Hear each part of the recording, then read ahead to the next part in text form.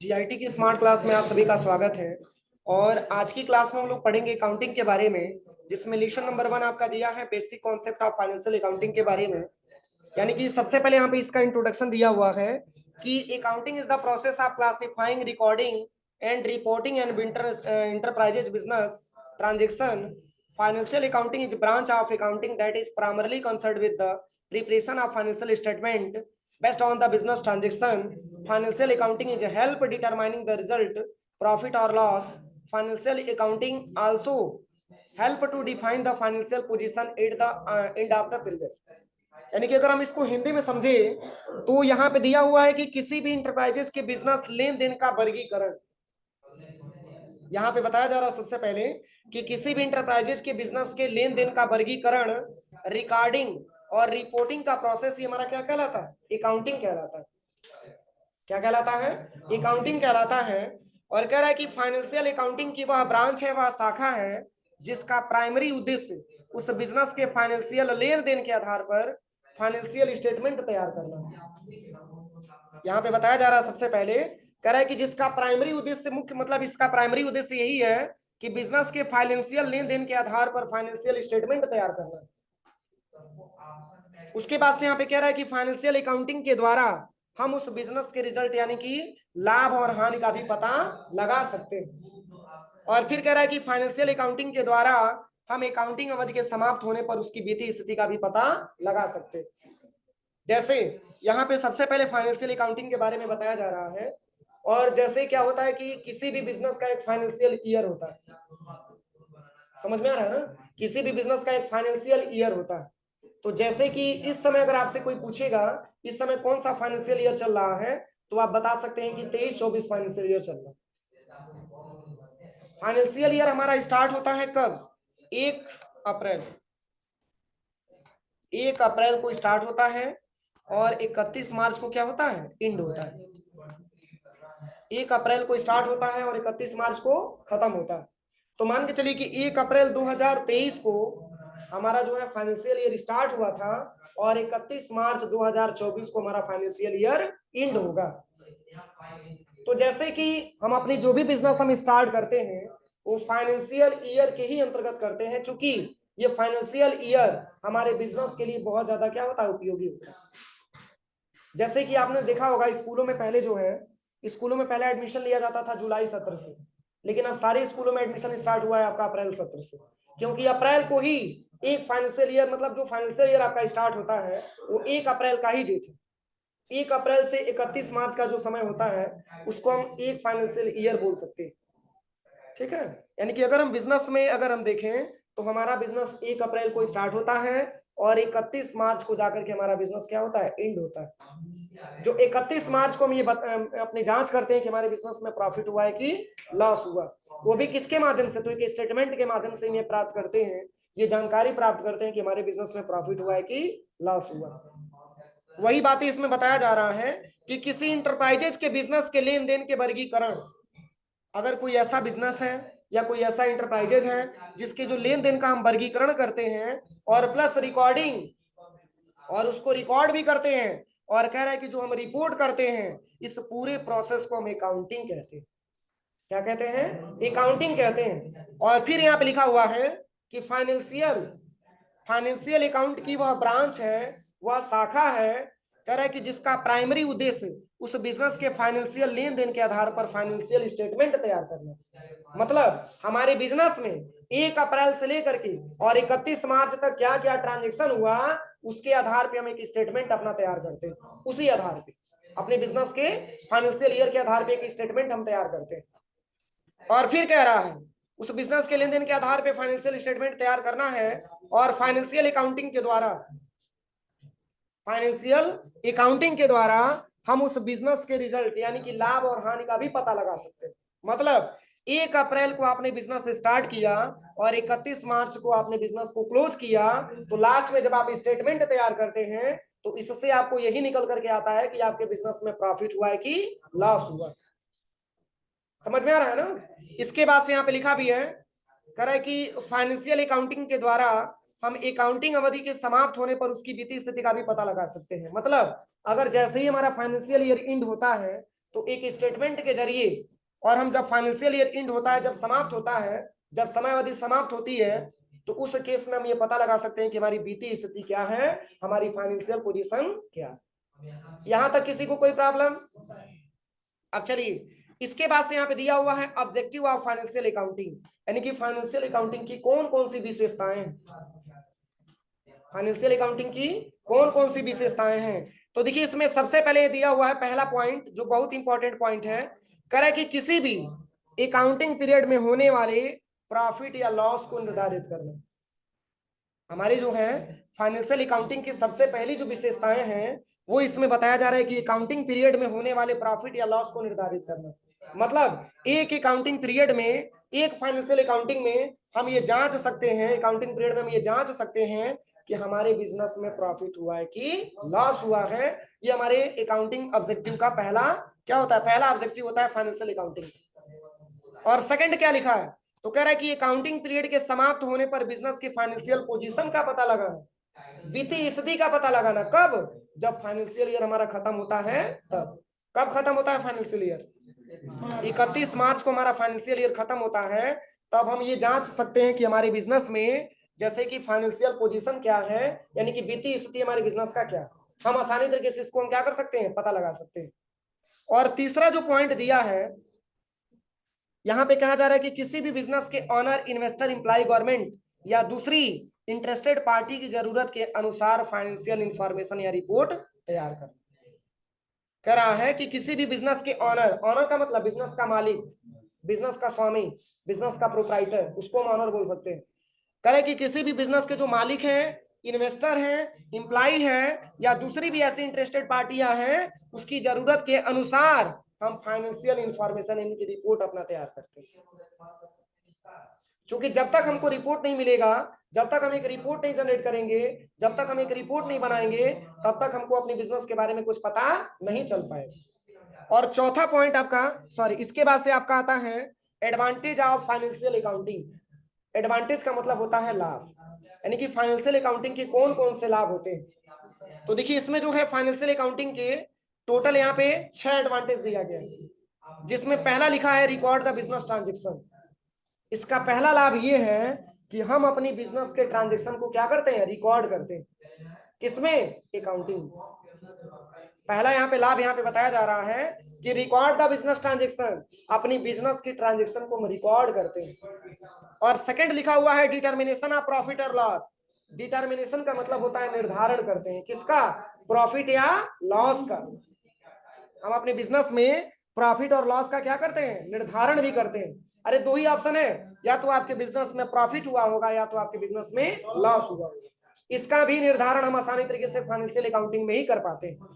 और तीसरा जो पॉइंट दिया है, वो कह रहा है कि आपका डिटर्मिनेशन ऑफ बिजनेस, मतलब अपनी बिजनेस का भी निर्धारण करते हैं कि हमारा बिजनेस किस तरीके से चल रहा है। अब इसके बाद से आता है चौथा, ट्रैक प्रोग्रेस ऑफ बिजनेस। मतलब हम अपनी बिजनेस की प्रोग्रेसिव रिपोर्ट को ट्रैक भी कर सकते हैं। मतलब जैसे अगर हमारे बिजनेस में केवल लॉस ही लॉस हो रहा हो, तो उसको ट्रैक करना जरूरी है कि नहीं है, या कहां से लॉस हो रहा है कि नहीं है। तो अपनी बिजनेस को हम ट्रैक भी कर पाते हैं, वो फाइनेंशियल मतलब अकाउंटिंग के माध्यम से हम आसानी तरीके से उसको ट्रैक करके देख सकते हैं कि हमारा बिजनेस किस पोजीशन पे जा रहा है, लॉस की पोजीशन पे जा रहा है कि प्रॉफिट के पोजीशन पे जा रहा है। हम आसानी तरीके से अपने बिजनेस को ट्रैक भी कर सकते हैं। और पांचवा पॉइंट दिया है कंप्लीमेंट्स विथ लीगल रिक्वायरमेंट। मतलब हमारा बिजनेस एक लीगल रिक्वायरमेंट की होनी चाहिए। लीगल का मतलब समझ में आ रहा है ना, संवैधानिक होना चाहिए, मतलब वैधानिक होना चाहिए। जैसे कि अगर बाद में अगर कोई दिक्कत भी आती है हमारे बिजनेस में, तो भी हमारे पास सारे कंप्लीट अगर कागज मौजूद रहते हैं, सारे सबूत मौजूद रहते हैं, तो भी हमारे बिजनेस पे कोई दिक्कत नहीं आती। मतलब एक लीगल रिक्वायरमेंट की आपकी बिजनेस होनी चाहिए। इसके बाद से पांचवा नहीं, इसके बाद से छठवां दिया हुआ आपका डॉक्यूमेंट्री एविडेंस। डॉक्यूमेंट्री एविडेंस का मतलब ये होता है, डॉक्यूमेंट्री का मतलब जैसे दस्तावेज, यानी कि आपके अपनी बिजनेस में डॉक्यूमेंट और एविडेंस भी मजबूत होना चाहिए। बोलिए, ये भी तो बिजनेस की विशेषताएं हैं और बिजनेस के लाभ हैं। अगर हमारी डॉक्यूमेंट मजबूत नहीं है, अगर हमारी एविडेंस मौजूद नहीं है, अगर हमारी एविडेंस सही नहीं है, तो हो सके कि आपके बिजनेस पे कभी भी दिक्कत आ सकती है। इसलिए ये पूरा का पूरा आपका मैनेज होना चाहिए, सही होना चाहिए। डॉक्यूमेंट भी सही होना चाहिए, और प्लस आपका एविडेंस भी आपका सही होना चाहिए, ताकि आपके बिजनेस में कोई भी प्रकार की इशू ना। यहां तक किसी को कोई प्रॉब्लम? बोलिए, यहां तक कोई दिक्कत है? अब चलिए, यहां पे लिखा हुआ है phase of the accounting cycle, मतलब अकाउंटिंग साइकिल के कितने फेज होते हैं, वो फेज के बारे में आपको जानना है, ठीक है ना। अकाउंटिंग के कितने साइकिल होते हैं, कितने फेज होते हैं, वो यहाँ पे आपको नीचे यहाँ पे चार्ट में आपको दिखाया गया है। यहाँ पे देखिए सबसे पहले लिखा भी है, कह रहा है कि the following chart will depict the different phase process the accounting cycle as shows in chart 1.1। यानी कि अपनी जो अकाउंटिंग की जो साइकिल होती है, जो फेज होती है, इसमें सबसे पहले दिया हुआ है अंडरस्टैंडिंग द ट्रांजेक्शन। किसी भी ट्रांजेक्शन को हम सॉल्व करें, लेकिन अकाउंटिंग का ये रूल है कि सबसे पहले उस ट्रांजेक्शन को हम क्या करें, समझें। पहले क्या करते हैं, ट्रांजेक्शन को समझते हैं। वही बात है इसमें लिखा हुआ है अंडरस्टैंडिंग द ट्रांजेक्शन, यानी कि अपनी ट्रांजेक्शन को हम क्या करते हैं, समझते हैं। और देन जर्नल एंट्री, उसके बाद से जर्नल एंट्री करते हैं। इसमें जर्नल दिया है, जर्नल और जर्नल में समझ में आ रहा है ना। ये जर्नल का मतलब होता है रोजनामचा, रोजनामचा। और जर्नल का मतलब क्या होता है, सामान। तो वो जी से नहीं उच्चारण किया, जे से उच्चारण किया। जर्नल का मतलब होता है रोजनामचा। और रोजनामचा अगर हम इसको डिफाइन करेंगे तो कैसे समझेंगे, तो प्रत्येक दिन जो हमारे बिजनेस में ट्रांजेक्शन होते हैं, उसको हम डेली का डेली रिकॉर्ड करते हैं, उसको हम जर्नल एंट्री बोल सकते हैं। समझ में आया? जो डिवाइस आपके बिजनेस में रिकॉर्ड हो रहा है, जो डिवाइस आपके बिजनेस में ट्रांजेक्शन हो रहे हैं, तो डिवाइस आप उसको मेंशन करेंगे ना, उसी को हम जर्नल एंट्री बोल सकते हैं, उसको रोजनामचा के नाम से बोलते हैं। अगला दिया है लेजर पोस्टिंग, यानी कि सबसे पहले हम क्या करेंगे कि अपने बिजनेस के ट्रांजेक्शन को समझेंगे, और समझने के बाद उसकी एक जर्नल एंट्री करेंगे, और जर्नल एंट्री करने के बाद तब हम उसको ले जाकर के लेजर में पोस्टिंग करेंगे। जैसे कि मान के चलिए, सारे पार्टियों का लेजर क्या होता है, अलग अलग होता है। जैसे कि मान के चलिए आप बैंक में चले गए, और बैंक में जो है आपको अपनी अकाउंट की बैलेंस जांच करवाना है, तो आप ही का खाता नंबर डालेंगे, वो आप ही का लेजर खोलेगा कि किसी और का लेजर खोल के बता देगा। तो सारे व्यक्तियों का लेजर क्या होता है, अलग अलग होता है। अब डिपेंड ये करता है कि किस किस व्यक्तियों से मैंने ट्रांजेक्शन किया है, उस व्यक्तियों के हिसाब से हम उसकी लेजर भी पोस्टिंग भी कर लेते हैं। जिस हिसाब से हम ट्रांजेक्शन करते हैं, उसके हिसाब से, जिस हिसाब से लेजर हम बनाए होते हैं, उसके हिसाब से हम उसको ट्रांजेक्शन को सॉल्व करते हैं। और अगला लिखा हुआ है ट्रायल बैलेंस। अब इसके बाद से हम ट्रायल बैलेंस बनाते हैं। क्या करते हैं, एक ट्रायल बैलेंस हम तैयार करते हैं। और फिर इसके बाद से लिखा है कि प्रॉफिट एंड लॉस अकाउंट, इसके बाद से प्रॉफिट एंड लॉस अकाउंट बनाते हैं। और इसके बाद से लिखा हुआ है बैलेंस शीट, इसके बाद से हम बैलेंस शीट भी तैयार करते हैं। मतलब ये पूरा फेज क्यों दिया हुआ है, ऐसा नहीं कि पहले ही आप बैलेंस शीट पे पहुंच जाएंगे। पहले तो आपको ट्रांजेक्शन को समझना होगा, देन उसकी जर्नल एंट्री करनी होगी, फिर जाकर के उसकी लेजर पोस्टिंग करनी होगी, फिर उसी के आधार पे आपको ट्रायल बैलेंस बनाना होगा, फिर प्रॉफिट एंड लॉस बनाना होगा, और तब जाकर के आपको बैलेंस शीट बनाने की रिक्वायरमेंट आती है। ये सब हमारे अकाउंटिंग के क्या है, फेज है। अब चलिए, इसके बाद से यहाँ पे दिया हुआ है अगला पॉइंट, अकाउंटिंग टर्म दिया हुआ है। जैसे कोई भी हम अकाउंटिंग करेंगे, लेकिन इसके पहले टर्म एंड कंडीशन क्या है उसके बारे में आपको जानना होता है, क्योंकि जब तक हमको टर्म के बारे में पता नहीं चलेगा, तब तक हम अकाउंटिंग सही तरीके से नहीं कर पाएंगे। तो अकाउंटिंग के कौन कौन से टर्म होते हैं, इसमें पहला आपका आता है अकाउंट। क्या आता है, अकाउंट। अकाउंट का हिंदी क्या होता है, खाता।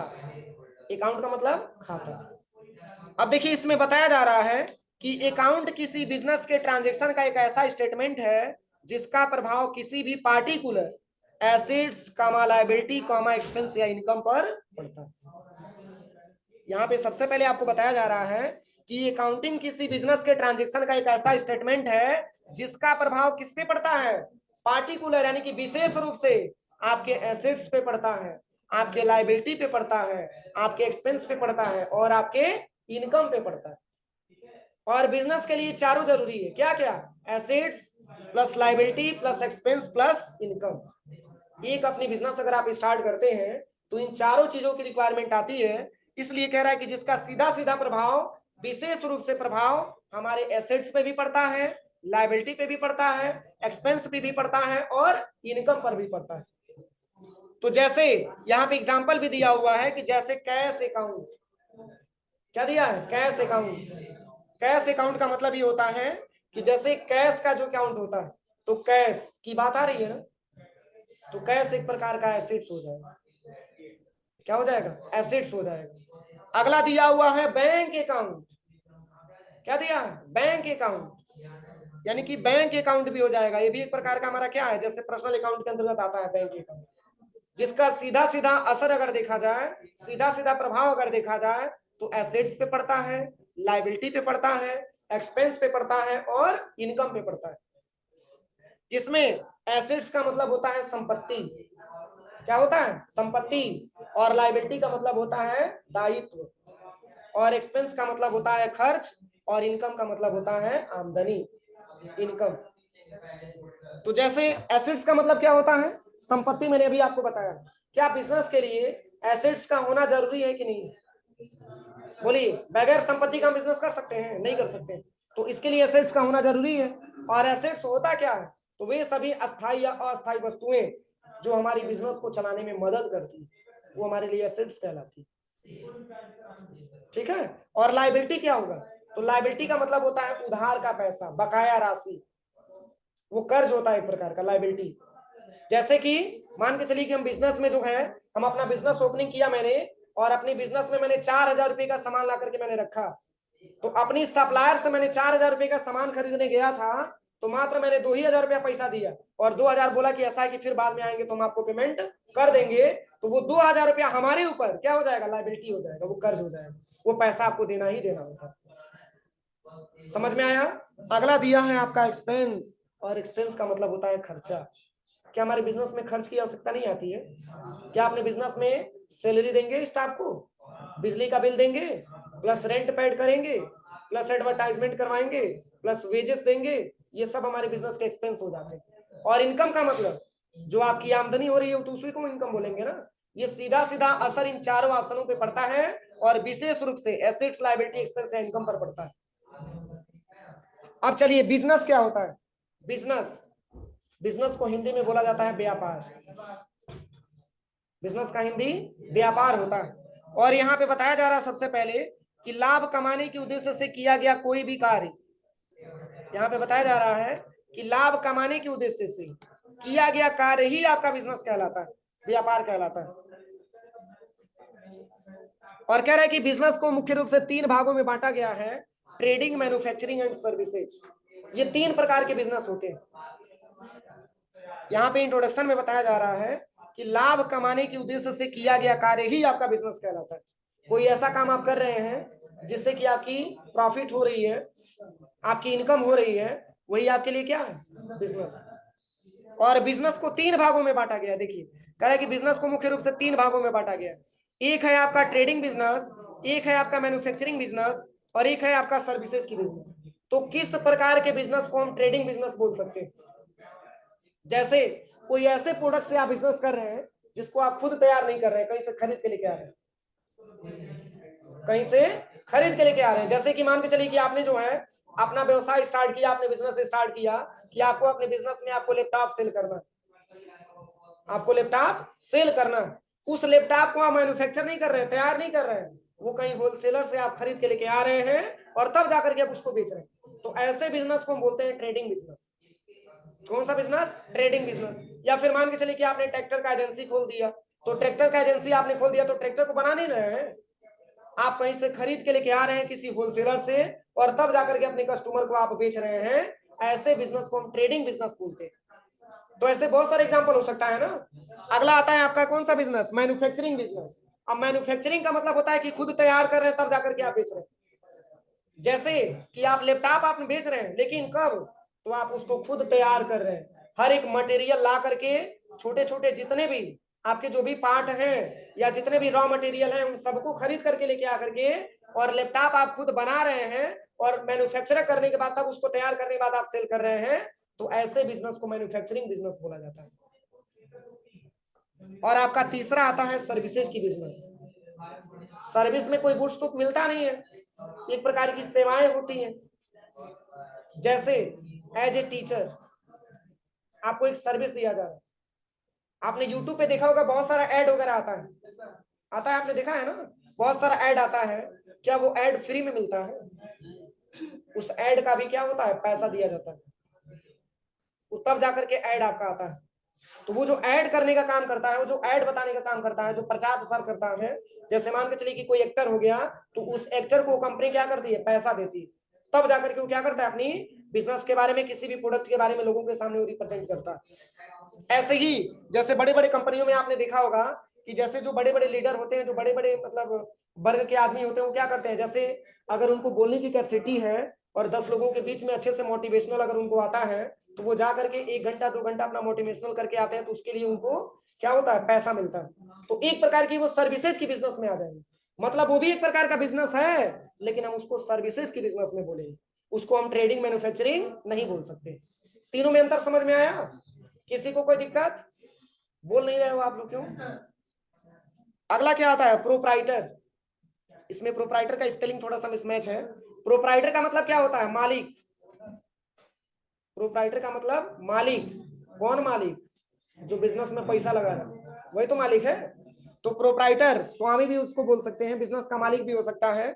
और कह रहा है कि जो व्यक्ति किसी व्यापार में पूंजी लगाने का जोखिम उठाता है, पूंजी लगाने का जोखिम उठाता है और व्यापार में होने वाले लाभ और हानि के लिए जिम्मेदार होता है, वह बिजनेस का प्रोप्राइटर यानी कि मालिक कहलाता है। समझ में आ रहा है ना? जैसे यहाँ पे बताया जा रहा है कि जो व्यक्ति किसी व्यापार में पूंजी लगाने का जोखिम उठाता है और व्यापार में होने वाले लाभ और हानि का क्या होता है, जिम्मेदार भी होता है, उसको हम प्रोप्राइटर बोलते हैं अकाउंटिंग की लैंग्वेज में। जो कि जो बिजनेस का मालिक होगा, कैपिटल वही लगाएगा, पूंजी वही लगाएगा। तो जब पूंजी वही लगाएगा तो हानि और लाभ का भी जिम्मेदार तो वही होगा ना, जो पूंजी लगाया है। इसलिए उसको अकाउंटिंग की लैंग्वेज में हम प्रोप्राइटर नाम दे सकते हैं। चलिए, इसके बाद से आता है आपका अकाउंटिंग पीरियड। अकाउंटिंग पीरियड को बोलते हैं हम समयावधि। यहाँ पे बताया जा रहा है कि एक रेगुलर पीरियड, समय अवधि जिसके लिए हम फाइनेंशियल स्टेटमेंट तैयार करते हैं, अकाउंटिंग पीरियड कहलाता है। कह रहा है कि एक रेगुलर पीरियड, समय अवधि जिसके लिए हम फाइनेंशियल स्टेटमेंट तैयार करते हैं, वही हमारे लिए क्या कहलाता है, अकाउंटिंग पीरियड कहलाता है। और अकाउंटिंग पीरियड यहाँ पे बताया जा रहा है कि मंथ, क्वार्टर या ईयर का भी हो सकता है। मतलब एक सिंगल मंथ का भी आपका एक अकाउंटिंग पीरियड हो सकता है, और 3 महीने का भी एक अकाउंटिंग पीरियड हो सकता है, और प्लस 1 साल का भी आपका अकाउंटिंग पीरियड हो सकता है। तो अगर सिंगल मंथ आप लेते हैं तो अप्रैल, अगर 3 महीने लेते हैं तो अप्रैल मई जून, और एक अगर ईयर लेते हैं तो 1 अप्रैल से लेकर के 31 मार्च तक का समय। ठीक है, तो ये 3 भागों में इसको जो है अकाउंटिंग पीरियड को बांटा गया है। आप जो है 1 मंथ का भी निकाल सकते हैं, 3 महीने में एक बार भी निकाल सकते हैं, और प्लस 1 अप्रैल से लेकर के 31 मार्च का भी रिपोर्ट आप देख सकते हैं। उसको हम अकाउंटिंग पीरियड बोलते हैं, समयावधि बोलते हैं।